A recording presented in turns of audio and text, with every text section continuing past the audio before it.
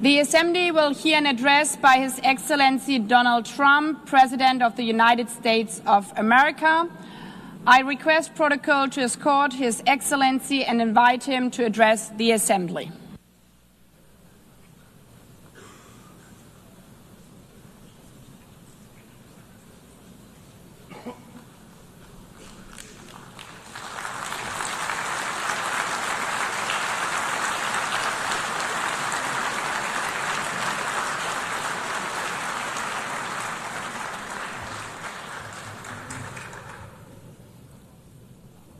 Thank you very much. Very much appreciated.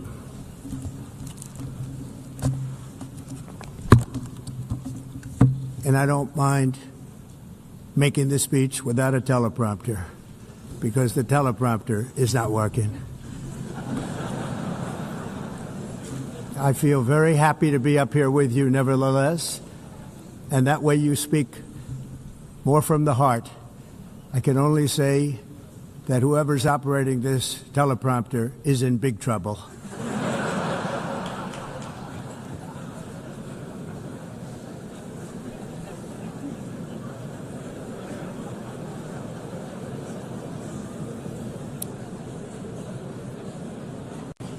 Hello, Madam First Lady. Thank you very much for being here. And Madam President, Mr. Secretary General, First Lady of the United States, distinguished delegates, ambassadors, and world leaders. 6 years have passed since I last stood in this grand hall and addressed a world that was prosperous and at peace in my first term. Since that day, the guns of war have shattered the peace I forged on 2 continents. An era of calm and stability gave way to one of the great crises of our time. And here in the United States, 4 years of weakness, lawlessness, and radicalism under the last administration delivered our nation into a repeated set of disasters. 1 year ago, our country was in deep trouble, but today, just 8 months into my administration, we are the hottest country anywhere in the world, and there is no other country even close. America is blessed with the strongest economy, the strongest borders, the strongest military, the strongest friendships, and the strongest spirit of any nation on the face of the earth. This is indeed the golden age of America. We are rapidly reversing the economic calamity we inherited from the previous administration, including ruinous price increases and record-setting inflation like we've never had before. Under my leadership, energy costs are down, gasoline prices are down, grocery prices are down, mortgage rates are down, and inflation has been defeated. The only thing that's up is the stock market, which just hit a record high. In fact, it hit a record high 48 times in the last short period of time. Growth is surging, manufacturing is booming. The stock market, as I said, is doing better than it's ever done. And all of you in this room benefit by that, almost everybody. And importantly, workers' wages are rising at the fastest pace in more than 60 years. And that's what it's all about, isn't it? In 4 years of President Biden, we had less than $1 trillion of new investment into the United States. In just 8 months since I took office, we have secured commitments and money already paid for $17 trillion. Think of it, 4 years, less than $1 trillion, 8 months, much more than $17 trillion is being invested in the United States. And it's now pouring in from all parts of the world. We've implemented the largest tax cuts in American history and the largest regulation cuts in American history, making this once and again the best country on earth to do business. And many of the people in this room are investing in America, and it's turned out to be an awfully good investment during this 8-month period. In my first term, I built the greatest economy in the history of the world. We had the best economy ever, history of the world. And I'm doing the same thing again, but this time it's actually much bigger and even better. The numbers far surpass my record-setting first term. On our southern border, we have successfully repelled a colossal invasion. And for the last 4 months, and that's 4 months in a row, the number of illegal aliens admitted and entering our country has been 0. Hard to believe, because if you look back just a year ago, it was millions and millions of people pouring in from all over the world, from prisons, from mental institutions, drug dealers. All over the world they came. They just poured into our country with the ridiculous open border policy of the Biden administration. Our message is very simple. If you come illegally into the United States, you're going to jail, or you're going back to where you came from, or perhaps even further than that. You know what that means. I want to thank the country of El Salvador for the successful and professional job they've done in receiving and jailing so many criminals that entered our country. And it was under the previous administration that the number became record-setting, and they're all being taken out. We have no choice. And other countries have no choice, because other countries are in the exact same situation with immigration. It's destroying your country, and you have to do something about it. On the world stage, America is respected again like it has never been respected before. You think about 2 years ago, 3 years ago, 4 years ago, or 1 year ago, we were a laughingstock all over the world. At the NATO summit in June, virtually all NATO members formally committed to increase defense spending at my request from 2% to 5% of GDP, making our alliance far stronger and more powerful than it was ever before. In May, I traveled to the Middle East to visit my friends and rebuild our partnerships in the Gulf and those valued relationships with Saudi Arabia, Qatar, and the UAE, and other countries are now, I believe, closer than ever before.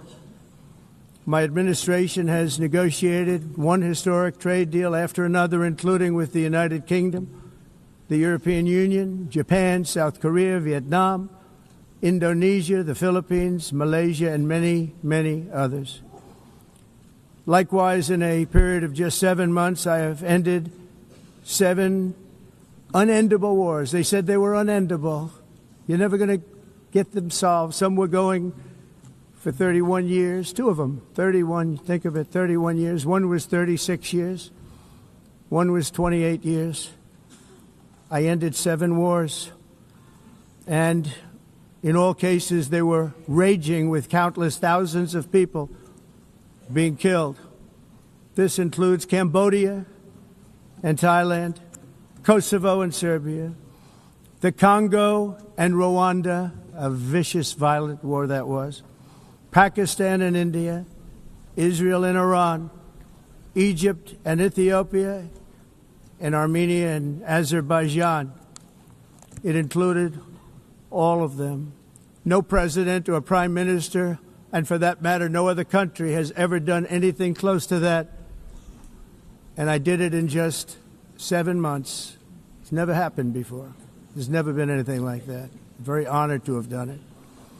It's too bad that I had to do these things instead of the United Nations doing them.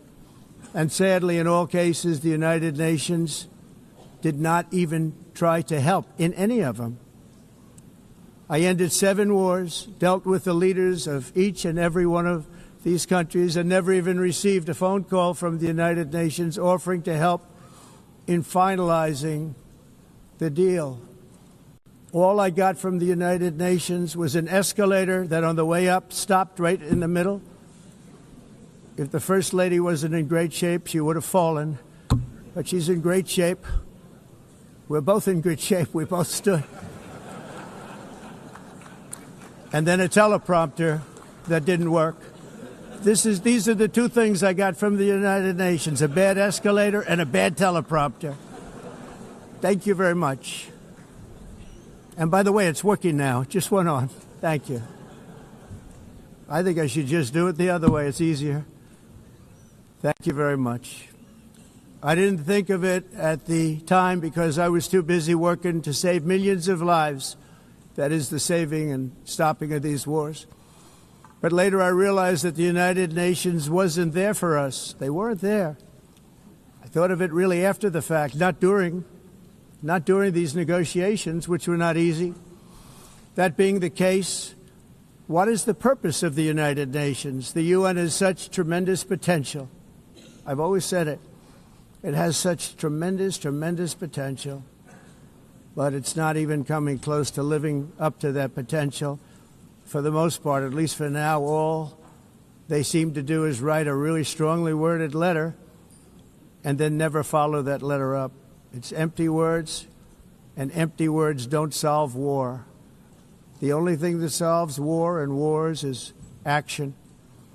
Now, after ending all of these wars and also earlier negotiating the Abraham Accords, which is a very big thing for which our country received no credit, never receives credit. Everyone says that I should get the Nobel Peace Prize for each one of these achievements. But for me, the real prize will be the sons and daughters who live to grow up with their mothers and fathers, because millions of people are no longer being killed in endless and unglorious wars. What I care about is not winning prizes, it's saving lives. We saved millions and millions of lives with the 7 wars. And we have others that we're working on, and you know that. Many years ago, a very successful real estate developer in New York, known as Donald J. Trump, I bid on the renovation and rebuilding of this very United Nations complex. I remember it so well. I said at the time that I would do it for $500 million, rebuilding everything. It would be beautiful. I used to talk about, I'm going to give you marble floors.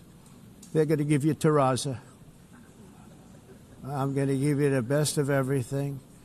You're going to have mahogany walls. They're going to give you plastic. But they decided to go in another direction, which was much more expensive at the time, and which actually produced a far inferior product. And I realized that they did not know what they were doing when it came to construction, and that their building concepts were so wrong, and the product that they were proposing to build was so bad and so costly. It was going to cost them a fortune. And I said, and wait till you see the overruns. Well, I turned out to be right. They had massive cost overruns and spent between $2 and $4 billion on the building and did not even get the marble floors that I promised them. You walk on terrazzo. Do you notice that? As far as I'm concerned, frankly, looking at the building and getting stuck on the escalator, they still haven't finished the job. They still haven't finished. That was years ago. The project was so corrupt that Congress actually asked me to testify before them on the tremendous waste of money, because it turned out that they had no idea what it was, but they knew it was anywhere between $2 and $4 billion as opposed to $500 million with a guarantee. But they had no idea, and I said it cost much more than $5 billion. Unfortunately, many things in the United Nations are happening just like that, but on an even much bigger scale, much, much bigger. Very sad to see. Whether the UN can manage to play a productive role, I've come here today to offer the hand of American leadership and friendship to any nation in this assembly that is willing to join us in forging a safer, more prosperous world. And it's a world that we'll be much happier with. A dramatically better future is within our reach. But to get there, we must reject the failed approaches of the past and work together to confront some of the greatest threats in history. There is no more serious danger to our planet today than the most powerful and destructive weapons ever devised by man, of which the United States, as you know, has many. Just as I did in my first term, I've made containing these threats a top priority, starting with the nation of Iran. My position is very simple. The world's number one sponsor of terror can never be allowed to possess the most dangerous weapon. That's why, shortly after taking office, I sent the so-called Supreme Leader a letter making a generous offer. I extended a pledge of full cooperation in exchange for a suspension of Iran's nuclear program. The regime's answer was to continue their constant threats to their neighbors and U.S. interests throughout the region and some great countries that are right nearby. Today, many of Iran's former military commanders, in fact, I can say almost all of them, are no longer with us. They're dead. And 3 months ago, in Operation Midnight Hammer, 7 American B-2 bombers dropped the 14 30,000-pound each bombs on Iran's key nuclear facilities, totally obliterating everything. No other country on earth could have done what we did. No other country has the equipment to do what we did. We have the greatest weapons on earth. We hate to use them. But we did something that for 22 years people wanted to do. With Iran's nuclear enrichment capacity demolished, I immediately brokered an end to the 12-day war, as it's called, between Israel and Iran, with both sides agreeing to fight no longer. As everyone knows, I have also been deeply engaged in seeking a ceasefire in Gaza. Have to get that done. Have to get it done. Unfortunately, Hamas has repeatedly rejected reasonable offers to make peace. We can't forget October 7th, can we? Now, as if to encourage continued conflict, some of this body is seeking to unilaterally recognize a Palestinian state. The rewards would be too great for Hamas terrorists for their atrocities. This would be a reward for these horrible atrocities, including October 7th, even while they refuse to release the hostages or accept a ceasefire. Instead of giving to Hamas and giving so much, because they've taken so much, they have taken so much. This could have been solved so long ago. But instead of giving in to Hamas's ransom demands, those who want peace should be united with one message: release the hostages now. Just release the hostages now. Thank you.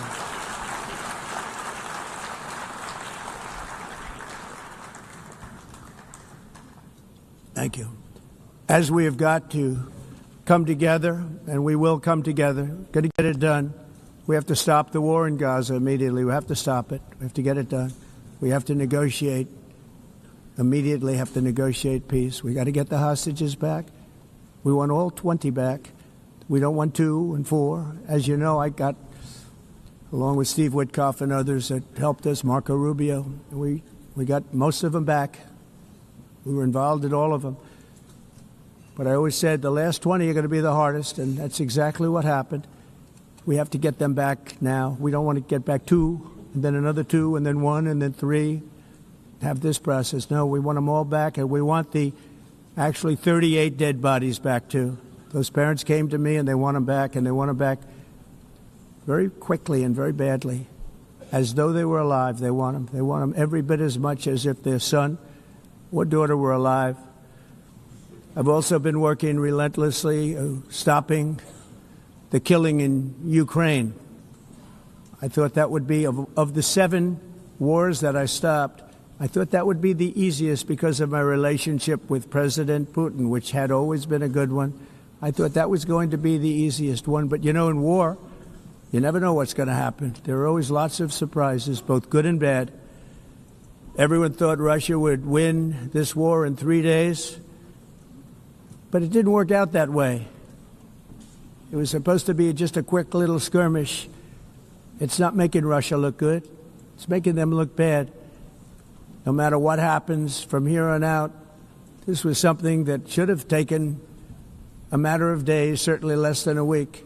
And they've been fighting for 3.5 years and killing anywhere from 5,000 to 7,000 young soldiers, mostly soldiers, on both sides, every single week, from 5,000 to 7,000 dead young people, and some in cities, much smaller numbers, where rockets are shot, where drones are dropped.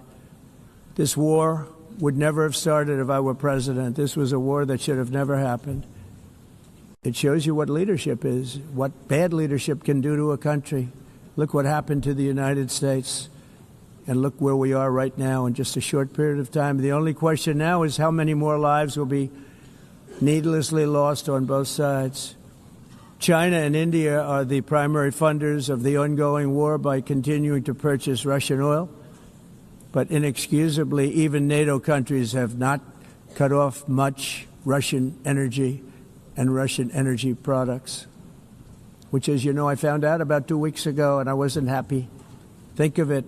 They're funding the war against themselves. Who the hell ever heard of that one?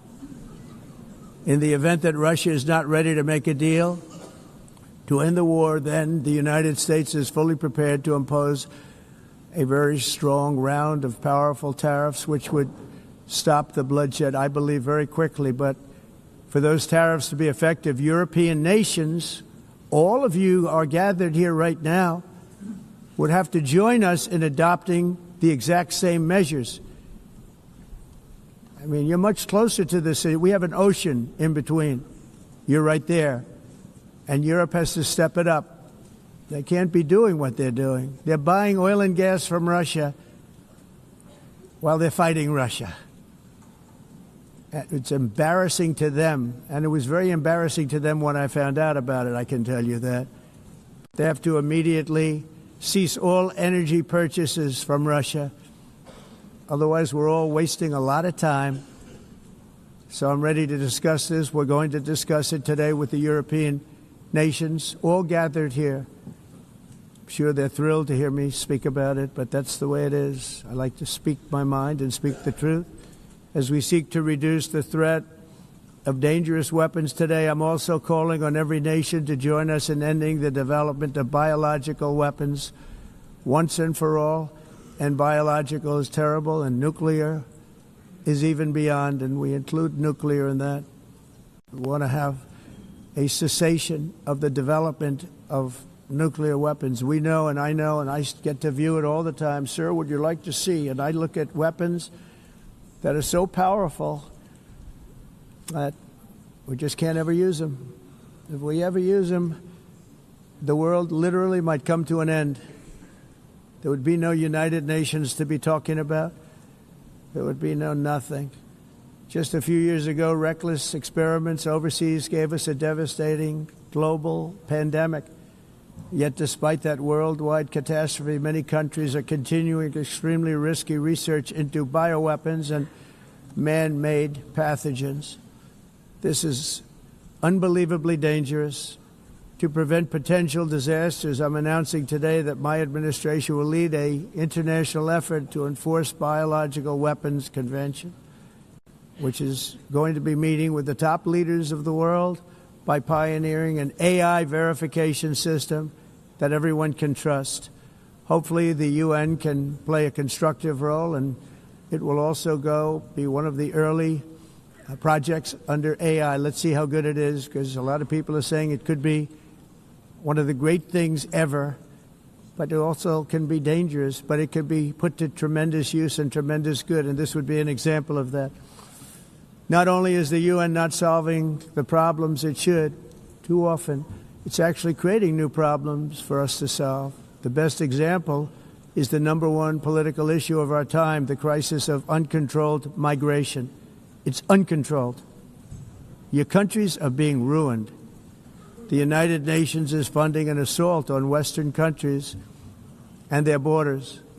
In 2024, the UN budgeted $372 million in cash assistance to support an estimated 624,000 migrants journeying into the United States.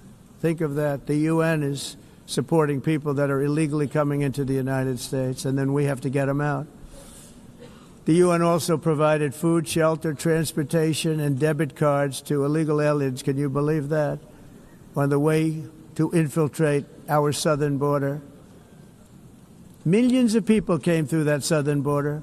Just a year ago, millions and millions of people were pouring in, 25 million altogether over the 4 years of the incompetent Biden administration. And now we have it stopped, totally stopped. In fact, they're not even coming anymore because they know they can't get through. But what took place is totally unacceptable. The UN is supposed to stop invasions, not create them and not finance them.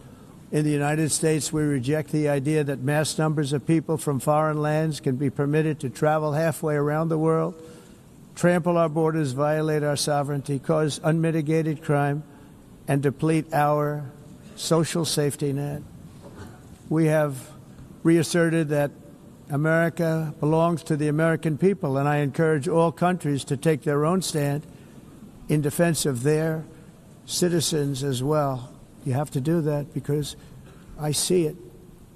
I'm not mentioning names. I see it, and I could call every single one of them out. You're destroying your countries. They're being destroyed. Europe is in serious trouble. They've been invaded by a force of illegal aliens like nobody's ever seen before. Illegal aliens are pouring into Europe. Nobody is ever, and nobody's doing anything to change it, to get them out. It's not sustainable. And because they choose to be politically correct, they're doing just absolutely nothing about it. And I have to say, I look at London where you have a terrible mayor, terrible, terrible mayor. And it's been so changed, so changed. Now they want to go to Sharia law. But you're in a different country. You can't do that. Both the immigration and their suicidal energy ideas will be the death of Western Europe if something is not done immediately. This cannot be sustained. What makes the world so beautiful is that each country is unique. But to stay this way, every sovereign nation must have the right to control their own borders. You have the right to control your borders, as we do now, and to limit the sheer numbers of migrants entering their countries and paid for by the people of that nation that were there and that built that particular nation at the time. They put their blood, sweat, tears, money into that country, and now they're being ruined. Proud nations must be allowed to protect their communities and prevent their societies from being overwhelmed by people they have never seen before, with different customs, religions, with different everything. Where migrants have violated laws, lodged false asylum claims, or claimed refugee status for illegitimate reasons, they should, in many cases, be immediately sent home. And while we will always have a big heart for places and people that are struggling and truly compassionate, answers will be given. We have to solve the problem, and we have to solve it in their countries, not create new problems in our countries. And we are very helpful to a lot of countries that are just not able to send their people anymore. They used to send them to us in caravans of 25,000, 30,000 people each.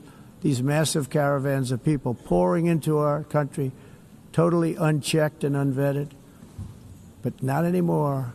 According to the Council of Europe, in 2024, almost 50% of inmates in German prisons were foreign nationals or migrants. In Austria, the number was 53% of the people in prisons were from places that weren't from where they are now. In Greece, the number was 54%, and in Switzerland, beautiful Switzerland, 72% of the people in prisons are from outside of Switzerland. When your prisons are filled with so-called asylum seekers who repaid kindness, and that's what they did, they repaid kindness with crime, it's time to end the failed experiment of open borders. You have to end it now. I can tell you. I'm really good at this stuff. Your countries are going to hell. In America, we've taken bold action to swiftly shut down uncontrolled migration. Once we started detaining and deporting everyone who crossed the border, and removing illegal aliens from the United States, they simply stopped coming. They're not coming anymore. We're getting a lot of credit, but they're not coming anymore. This was a humanitarian act for all involved, because on the trips up, thousands of people a week were dying. Women were being raped. Nobody's ever seen anything like it. Raped, horribly beaten, raped. On the trip up, the journey up, it was a long walk. It was a long, arduous journey, indeed. And it was also a historic victory against human trafficking throughout the region. What we did was a victory, and we saved so many lives of people that wouldn't make the journey. That journey was loaded up with death. Loaded up with death. Dead bodies all along the roads of jungles to get up. They go through jungles, they go through areas so hot you couldn't breathe. They were dying of suffocation, areas so hot that you couldn't breathe. Dead bodies all over. By them not coming, we're saving tremendous numbers. Have to go by an armor-plated vehicle. We'll walk right over there from the White House. They've given up their powerful edge, a lot of the countries that we're talking about, in oil and gas, such as essentially closing the great North Sea oil. Oh, the North Sea, I know it so well. Aberdeen was the oil capital of Europe, and there's tremendous oil that hasn't been found in the North Sea. Tremendous oil. And I was with the Prime Minister I respect and like a lot, and I said, you're sitting with the greatest asset. They essentially closed it by making it so highly taxed that no developer, no oil company can go there. They have tremendous oil left, and more importantly, they have tremendous oil that hasn't even been found yet. And what a tremendous asset for the United Kingdom. And I hope the Prime Minister is listening, because I told it to him 3 days in a row. That's all he heard. North Sea oil, North Sea, because I want to see them do well. I want to stop seeing them ruining that beautiful Scottish and English countryside with windmills and massive solar panels that go 7 miles by 7 miles, taking away farmland. But we're not letting this happen in America. In 1982, the executive director of the United Nations Environmental Program predicted that by the year 2000, climate change would cause a global catastrophe. He said that it will be irreversible, as any nuclear holocaust would be. This is what they said at the United Nations.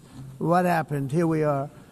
Another UN official stated in 1989 that within a decade, entire nations could be wiped off the map by global warming. Not happening. You know, it used to be global cooling. If you look back years ago in the 1920s and the 1930s, they said, global cooling will kill the world. We have to do something. Then they said global warming will kill the world. But then it started getting cooler. So now they could just call it climate change, because that way they can't miss. It's climate change. Because if it goes higher or lower, whatever the hell happens, there's climate change. It's the greatest con job ever perpetrated on the world, in my opinion. Climate change, no matter what happens, you're involved in that. No more global warming, no more global cooling. All of these predictions made by the United Nations and many others, often for bad reasons, were wrong. They were made by stupid people that have cost their countries fortunes and given those same countries no chance for success. If you don't get away from this green scam, your country is going to fail. And I'm really good at predicting things, you know. They actually said during the campaign they had a hat, the best-selling hat. Trump was right about everything. And I don't say that in a braggadocious way, but it's true. I've been right about everything. And I'm telling you that if you don't get away from the green energy scam, your country is going to fail. And if you don't stop people that you've never seen before, that you have nothing in common with, your country is going to fail. I'm the President of the United States, but I worry about Europe. I love Europe. I love the people of Europe. And I hate to see it being devastated by energy and immigration. This double-tailed monster destroys everything in its wake, and they cannot let that happen any longer. You're doing it because you want to be nice. You want to be politically correct, and you're destroying your heritage. They must take control strongly and immediately of the unmitigated immigration disaster and the fake energy catastrophe before it's too late. The carbon footprint is a hoax made up by people with evil intentions, and they're heading down a path of total destruction. You know, the carbon footprint was a big, big thing a few years ago. I remember hearing about the carbon footprint, and then President Obama would get into Air Force One, a massive Boeing 747, and not a new one, an old one with old engines that spew everything into the atmosphere. He'd talk about the carbon footprint, we must do so. Then he'd get in and he'd fly from Washington to Hawaii to play a round of golf. And then he'd get back onto that big, beautiful plane and he'd fly back and he'd talk about, again, global warming and the carbon footprint. It's a con job. At extreme cost and expense, Europe reduced its own carbon footprint by 37%. Think of that. Congratulations, Europe. Great job. You cost yourself a lot of jobs, a lot of factories closed, but you reduced the carbon footprint by 37%. However, for all of that sacrifice and much more, it's been totally wiped out and then some by a global increase of 54%.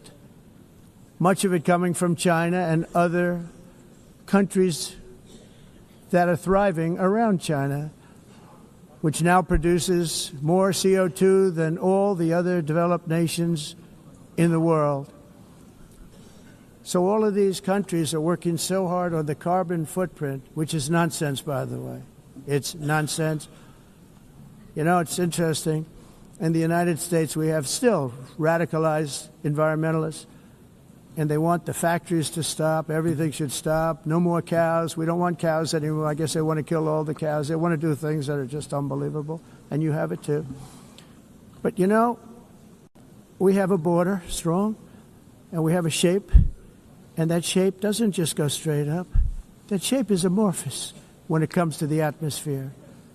And if we had the most clean air, and I think we do, we have very clean air. We have the cleanest air we've had in many, many years. But the problem is that other countries, like China, which has air that's a little bit rough, it blows. And no matter what you're doing down here, the air up here tends to get very dirty because it comes in from other countries where their air isn't so clean. And the environmentalists refuse to acknowledge that. Same thing with garbage. In Asia, they dump much of their garbage right into the ocean. And over about a 1 week and 2 week journey, it flows right past Los Angeles. You've seen it. Massive amounts of garbage, almost too much to do anything about, flowing past Los Angeles, past San Francisco, and then somebody will get in trouble because he dropped a cigarette on the beach. The whole thing is crazy. The primary effect of these brutal green energy policies has not been to help the environment, but to redistribute manufacturing and industrial activity from developed countries that follow the insane rules that are put down to polluting countries that break the rules and are making a fortune. They're making a fortune. European electricity bills are now 4 to 5 times more expensive than those in China, and 2 to 3 times higher than the United States. And our bills are coming way down. You probably see that our gasoline prices are way down. You know, we have an expression, drill, baby, drill, and that's what we're doing. We're going to be much lower in a year from now. But they've come way down over the last year. As a result, every air conditioner is like very uncommon to see one in some of these countries because the electric costs are so high. So while the U.S. has approximately 1,300 heat-related deaths annually, that's a lot, Europe loses more than 175,000 people to heat deaths each year because the costs are so expensive you can't turn on an air conditioner. What is that all about? That's not Europe. That's not the Europe that I love and know. All in the name of pretending to stop the global warming hoax. The entire globalist concept of asking successful industrialized nations to inflict pain on themselves and radically disrupt their entire societies must be rejected completely and totally, and it must be immediate. That's why in America I withdrew from the fake Paris Climate Accord, where, by the way, America was paying so much more than every country. Others weren't paying. China didn't have to pay until 2030. Russia was given an old standard that was easy to meet, a 1990 standard. But for the United States, we're supposed to pay like $1 trillion. And I said, this is another scam. The fact is, the United States has been taken advantage of by the world for many, many years, but not any longer, as you probably noticed. I unleashed massive energy production and signed historic executive orders to hunt for oil, but we don't have to do much hunting because we have the most oil of any nation anywhere, oil and gas in the world. And if you add coal, we have the most of any nation in the world. Clean, I call it clean, beautiful coal. You can do things today with coal that you couldn't have done 10 years ago, 15 years. So I have a little standing order in the White House. Never use the word coal, only use the words clean, beautiful coal. Sounds much better, doesn't it? But we stand ready to provide any country with abundant, affordable energy supplies if you need them, when most of you do. We're proudly exporting energy all over the world. We're now the largest exporter. In the United States, we want trade and robust commerce with all nations, everybody. We want to help nations. We're going to help nations. But it must also be fair and reciprocal. The challenge with trade is much the same with climate. The countries that followed the rules, all their factories have been plundered. It's really sad to watch. They've been broken. They've been broken by countries that broke the rules. That's why the United States is now applying tariffs to other countries, and much as these tariffs were for many years applied to us, uncontrollably applied to us. We've used tariffs as a defense mechanism under the Trump administration, including my first term, where hundreds of billions of dollars in tariffs were taken in. And by the way, we had the lowest inflation, and now we have very low inflation. The only thing different is that we have hundreds of billions of dollars flowing into our country. But this is how we will ensure that the system works for everyone and is sustainable into the future. We're also using tariffs to defend our sovereignty and security throughout the world, including against nations that have taken advantage of former U.S. administrations for decades, including the most corrupt, incompetent administration in history, the sleepy Joe Biden administration. Brazil now faces major tariffs in response to its unprecedented efforts to interfere in the rights and freedoms of our American citizens and others, with censorship, repression, weaponization, judicial corruption, and targeting of political critics in the United States. I have a little problem saying this because I must tell you, I was walking in and the leader of Brazil was walking out. We saw him and I saw him, he saw me, and we embraced. And then I'm saying, can you believe I'm going to be saying this in just 2 minutes? But we actually agreed that we would meet next week. We didn't have much time to talk, like about 20 seconds. They were in retrospect, I'm glad I waited because this thing didn't work out too well. But we did talk. We had a good talk, and we agreed to meet next week, if that's of interest. But he seemed like a very nice man, actually. He liked me, I liked him. But if you, and I only do business with people I like. When I don't like them, I don't like them. But we had, at least for about 39 seconds, we had excellent chemistry. It's a good sign. But also in the past, Brazil, can you believe this, unfairly tariffed our nation, but now because of our tariffs, we are hitting them back, and we're hitting them back very hard. As president, I will always defend our national sovereignty and the rights of American citizens. So I'm very sorry to say this, that Brazil is doing poorly and will continue to do poorly They can only do well when they're working with us. Without us, they will fail, just as others have failed. It's true. Next year, the United States will celebrate the 250th anniversary of our glorious independence, a testament to enduring power and American freedom and spirit.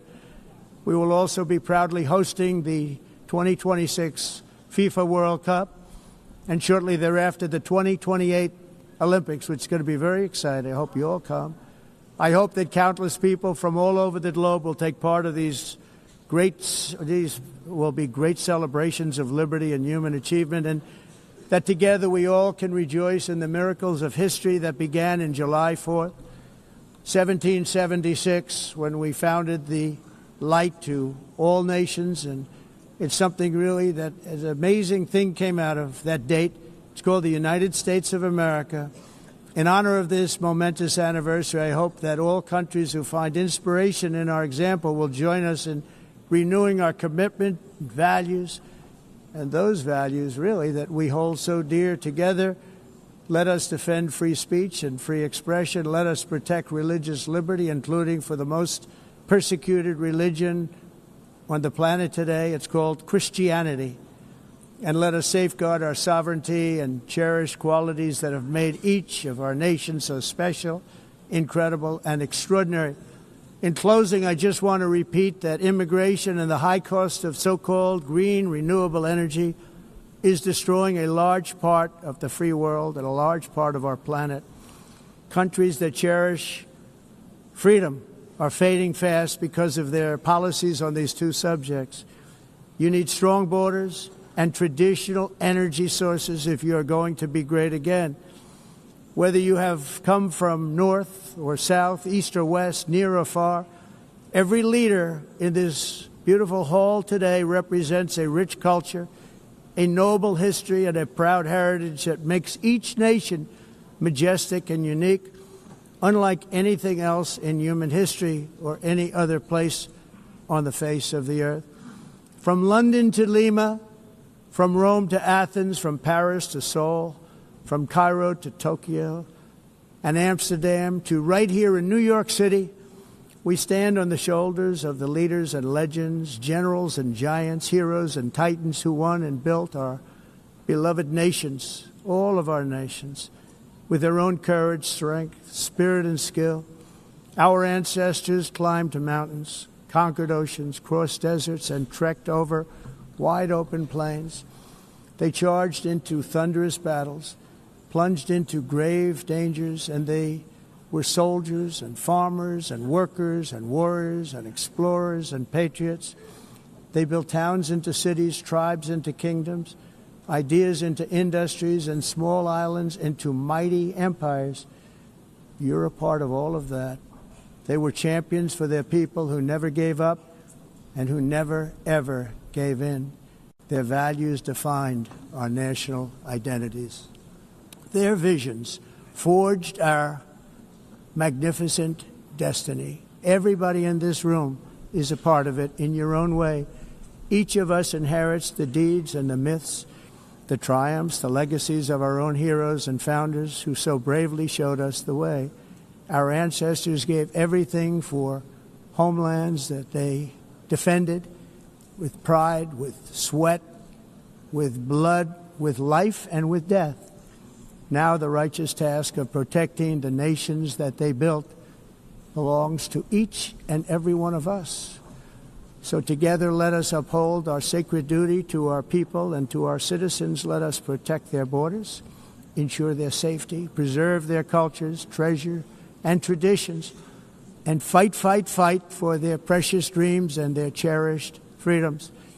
And in friendship and really a beautiful vision, let us all work together to build a bright, beautiful planet, a planet that we all share, a planet of peace and a world that is richer, better, and more beautiful than ever before. That can happen.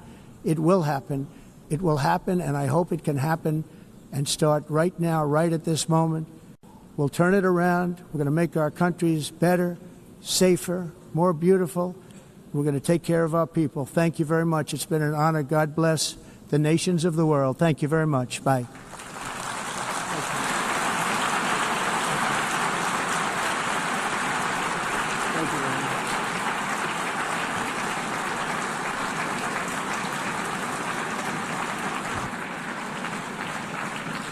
On behalf of the Assembly, I wish to thank the President of the United States